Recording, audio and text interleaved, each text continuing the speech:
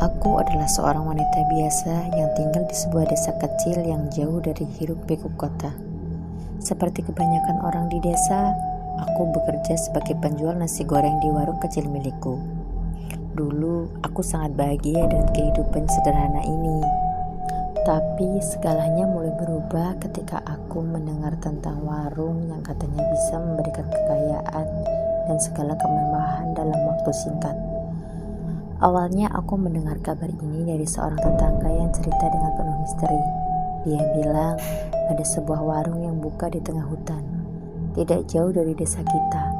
Konon, warung ini bukanlah warung biasa, bukan sekadar tempat makan atau minum, tapi tempat untuk mereka yang ingin meminta sesuatu yang lebih dari sekadar kehidupan biasa. Sesuatu yang bisa mengubah nasib mereka, memberikan kekayaan, ketenaran, atau bahkan kekuasaan yang mereka sebut sebagai warung pesugihan. Tentu saja waktu itu aku merasa skeptis. Aku pikir itu hanya mitos, cerita rakyat yang beredar di desa. Tapi semakin lama aku mendengar cerita-cerita dari orang-orang yang datang ke warung itu, aku mulai merasa penasaran. Beberapa orang yang datang bercerita bahwa setelah mengunjungi warung tersebut, hidup mereka berubah drastis. Mereka yang tadinya miskin tiba-tiba menjadi kaya raya, punya rumah besar, mobil mewah, bahkan ada yang mendapat posisi tinggi di perusahaan. Semua itu hanya dalam waktu singkat. Aku tidak tahu apakah itu benar atau hanya kebetulan saja. Tapi satu hal yang pasti, semakin banyak orang yang datang dan pulang dengan cerita serupa. Aku mulai bertanya-tanya, apakah benar ada yang jalan pintas untuk mendapatkan apa yang kita inginkan, seperti yang mereka katakan di warung pesugihan itu? Pada suatu malam, rasa penasaran itu akhirnya membawa aku untuk pergi ke sana. Aku tahu ini mungkin salah, tapi entah kenapa aku merasa tergerak untuk mencoba. Aku meninggalkan warung nasi gorengku dan berjalan menyusuri jalan setapak yang gelap menuju hutan.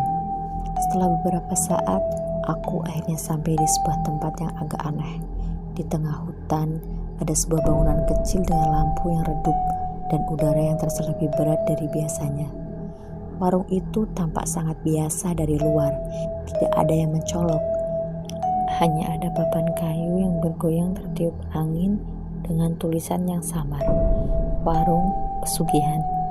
Aku merasa sedikit cemas, tapi juga merasa sangat ingin tahu. Begitu aku melangkah masuk, aroma yang tajam langsung menyambutku. Tidak ada siapa-siapa di dalam. Hanya ada seorang lelaki tua yang duduk di belakang meja kayu. Matanya yang tajam memandangku seolah-olah sudah tahu kedatanganku. "Selamat datang," katanya. Suaranya pelan namun dalam. "Apa yang kamu inginkan?" Aku terdiam sejenak, bingung. Tidak tahu harus menjawab apa. Tapi dia tampaknya sudah tahu apa yang ada di pikiranku. "Jangan khawatir. Semua yang kamu inginkan ada di sini," lanjutnya. "Kekayaan, kekuasaan, bahkan kebahagiaan, semua bisa kamu dapatkan, tapi ada harga yang harus dibayar." Aku merasa merinding, tapi aku mencoba untuk tetap tenang. "Harga? Apa maksudnya?" tanyaku. Lelaki tua itu tersenyum tipis. "Harga yang tidak selalu bisa dibayar dengan uang, bisa jadi dengan sesuatu yang lebih berharga dari itu. Kamu harus siap untuk membayarnya." Aku tidak tahu apa yang dimaksudnya, tapi rasa penasaran semakin menguasai diriku. Aku ingin tahu lebih banyak. Aku ingin tahu apakah semua yang mereka katakan itu benar.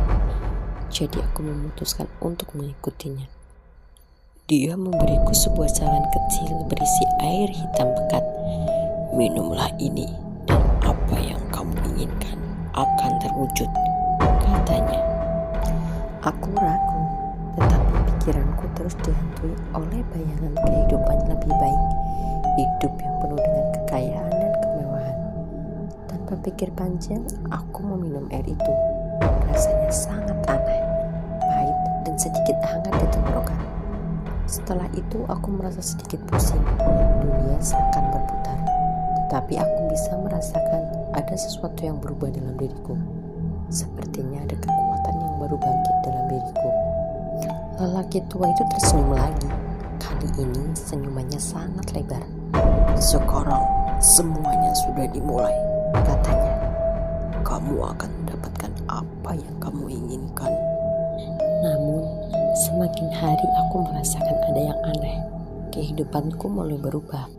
Aku mendapatkan uang dengan cara yang tidak wajar, pekerjaan yang lebih baik, dan bahkan beberapa orang mulai menghormati dan takjub dengan perubahan hidupku. Tapi semakin lama aku merasa semakin berperangkap dalam sesuatu yang tidak bisa aku kontrol. Terkadang aku merasa seperti ada sesuatu yang mengawasi setiap langkahku.